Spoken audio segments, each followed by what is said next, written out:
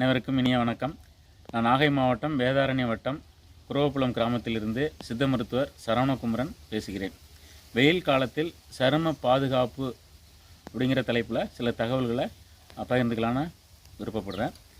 இப்போ முதன்மையாக உள்ளது நம்மளுடைய ஆடைகள்.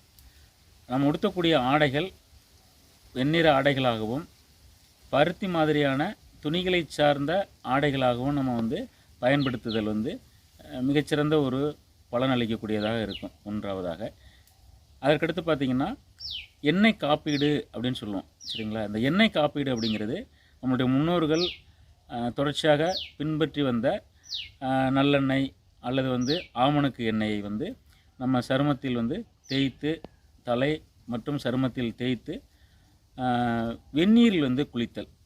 இது எப்போ செய்யணும் அப்படின்னு பார்த்தீங்கன்னா காலை வேளைகளில் இந்த எண்ணெய் காப்பீடு அப்படின்னு சொல்லி நம்ம செஞ்சுக்கணும். அப்படி செஞ்சுட்டு வந்தோம்னா சிறந்த முறையில் சரும பாதுகாப்பு மட்டுமல்லாமல் வெயில் காலத்தில் வரக்கூடிய நோய்களில் இருந்தும் நம்ம தற்காத்து கொள்ளலாம். வெயில் காலத்தில் வரக்கூடிய நோய்கள் அப்படின்னு பார்த்திங்கன்னா மிக முக்கியமாக அம்மை நோய்கள். அதற்கடுத்து பார்த்திங்கன்னா வெயில் காலத்தோடு வரக்கூடிய பனி சார்ந்த சூழ்நிலையில் வரக்கூடிய நுரையீரல் சார்ந்த தொற்றுக்களில் இருந்து நம்ம விடுபட்டு கொள்ளலாம். சரும பாதுகாப்பு அப்படிங்கிறது சருமத்தை மட்டுமல்லாமல் உள்ளுறுப்புகளினுடைய பாதுகாப்பும் இதில் அடங்கி இருக்கிறது அப்படிங்கிறத நம்ம உணர்ந்து கொள்ள வேண்டும். அதற்கடுத்து பார்த்திங்கன்னா மஞ்சள் காப்பீடு. நம்ம முன்னோர்கள், நம்மளுடைய பாட்டி, நம்மளுடைய அம்மாக்கள் பின்பற்றி வந்த மஞ்சள் காப்பீடு. இந்த மஞ்சளை முகம் மற்றும் கைகால்கள் உடம்பு முழுவதும் தேய்த்து குளித்தல். தமிழ் மருத்துவத்தில் பார்த்திங்கன்னா பஞ்சகற்ப குளியல் சூரணம் அப்படின்னு சொல்லி ஒரு மருந்துகள் கூட உண்டு. இந்த மருந்துகளை பயன்படுத்தும் பொழுது வாத பித்த கப நோய்கள் அல்லது மற்றும் பல்வேறு வகையான தோல் சார்ந்த நோய்களிலிருந்தும் நம்ம பாதுகாத்து கொள்ளலாம். அது மட்டுமல்லாமல் தோலை பாதுகாக்கக்கூடியதாகவும் இந்த மஞ்சள் காப்பீடு அப்படிங்கிறதும் இந்த பஞ்சகற்ப குளியல் அப்படிங்கிறதும் சிறந்த முறையில் இருக்குது அப்படிங்கிறத நம்ம தெரிஞ்சுக்கணும். அதற்கடுத்து பார்த்திங்கன்னா தொற்றுக்களிலிருந்து, தோல் நோய் தொற்றுக்களிலிருந்து இந்த வெயில் காலத்தில் விடுபட்டு கொள்வதற்கு மற்றொரு மிகச்சிறந்த முறை அப்படிங்கிறது வேப்ப இலை மஞ்சள். இதை நன்றாக மை போல் அரைத்து இதை காலை வெயிலில் தேய்த்து குளித்தல். அதற்கடுத்து பார்த்திங்கன்னா குப்பை மேனியினுடைய இலை, இதை தேய்த்து அரைத்து நம்ம ஒரு குளியல் பொடி மாதிரியாகவும் பயன்படுத்தலாம். அதற்கடுத்து பார்த்திங்கன்னா நலுங்குமா அப்படின்னு நம்ம சொல்கிறோம். இந்த நலுங்குமா அப்படிங்கிறதையும் நம்ம வெயில் காலங்களில் நம்ம வழலை கட்டிகளுக்கு பதிலாக இந்த நலுங்கு மாவை பயன்படுத்தும் பொழுது மிகச்சிறந்த சரும பொலிவு அளிக்கும். சருமத்தில் வரக்கூடிய கெட்ட மணங்களை, கெட்ட நாற்றங்களை அகற்றக்கூடியதாகவும் தோலுக்கு ஒரு புத்துணர்வு அளிக்கக்கூடியதாகவும் வியர்வை கோலங்களுக்கு அதை மிகச்சிறந்த முறையில் செயல்படக்கூடியதாகவும் மாற்றும். இந்த நலுங்கு மாவிற்கு மாற்றும் பண்பு இந்த நலுங்கு மாவிற்கு உண்டு அப்படிங்கிறதையும் நம்ம தெரிஞ்சுக்கணும்.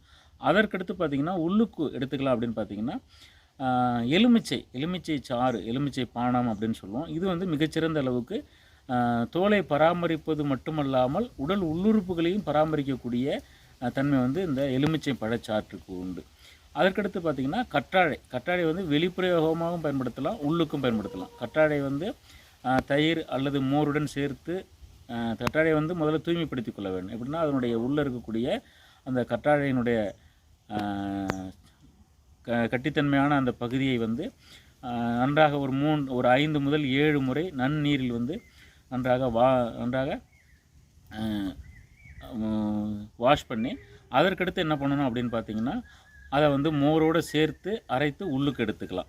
அது மட்டுமல்லாமல் வெளிப்பிரயோகமாக இப்போ எண்ணற்ற நிறுவனங்கள் இந்த கற்றாழையினுடைய ஜெல்லை வணிகப் பொருளாகவே பயன்படுத்த ஆரம்பிச்சிட்டாங்க. தோல் புலிவுக்கும் முகப்புலிவுக்கும் தோலில் வரக்கூடிய நோய்களை அகற்றுவதற்கும் கற்றாழை சார்ந்த ஜெல்களை பயன்படுத்துகிறாங்க. அதற்கு பதிலாக நம்ம வீட்டிலே என்ன பண்ணலாம் அப்படின்னு பார்த்திங்கன்னா இந்த கற்றாழையினுடைய உள்ளே இருக்கக்கூடிய அந்த ஜெல்லியை எடுத்து நல்லா வாஷ் பண்ணிவிட்டு அதை நம்ம தேய்த்து அரைத்து உடல் முழுவதும் தேய்த்து குளித்தோம் அப்படின்னு பார்த்திங்கன்னா தோல் நோய்களும் போகும்.